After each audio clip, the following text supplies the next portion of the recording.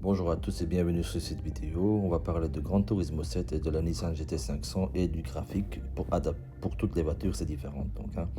Là, qu'est-ce qu'on a? On va parler du turbo compresseur. Là, c'est OK à 8000 tours, presque à 8000 tours minute. Et là, on voit que si on continue à tirer dans la voiture jusqu'au rupteur, le turbo commence à diminuer de sa pression et c'est pas bon du tout. Là, je suis en train de conduire la voiture, j'appuie un peu n'importe comment, je passe mes rapports quand je veux sans faire attention au turbo. Mais maintenant, si je fais attention au turbo, qu'est-ce que ça donne? On va observer, là j'accélère et je constate quoi? Que le turbo diminue de sa pression jusqu'à atteindre 1,4 bar. Et c'est pas bon du tout.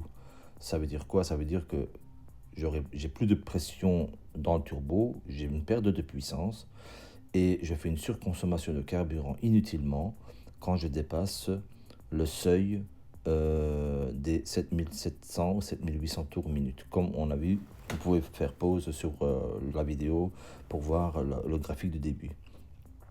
Donc vous voyez là, j'arrive à 7800 tours minute et là le turbo commence à descendre. Donc on va faire un zoom maintenant sur cette vidéo.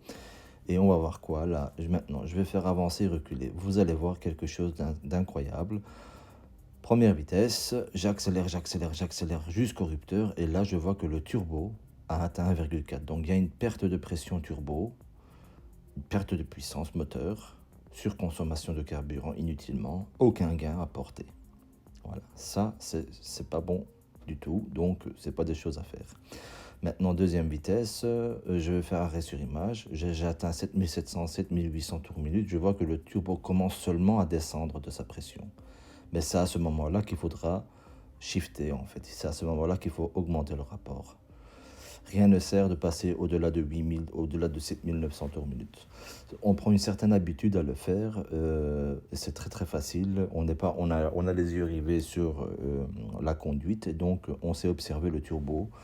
On sait obtenir des points de repère. Là, qu'est-ce qu'on voit? Ça, c'est idéal en fait. Il faut sauter à ce moment-là. Par contre, si on dépasse ce seuil de tours minute là, c'est inutile. On va consommer inutilement. On perd de la puissance moteur et du couple moteur. Qu'est-ce qu'on a vu dans le graphique du début? On voyait bien que c'était 588 Nm linéaires jusqu'à environ 7800 tours minute. Le graphique est parlant, mais cela se vérifie continuellement sur la conduite en fait. Là, troisième rapport, j'accélère. Je vais atteindre 7700, 7800, 7900 tours minute maximum. Je dois changer, absolument. Si je dépasse ça, vous avez compris, la pression du turbo chute, le couple moteur diminue, la puissance diminue, mais on consomme inutilement.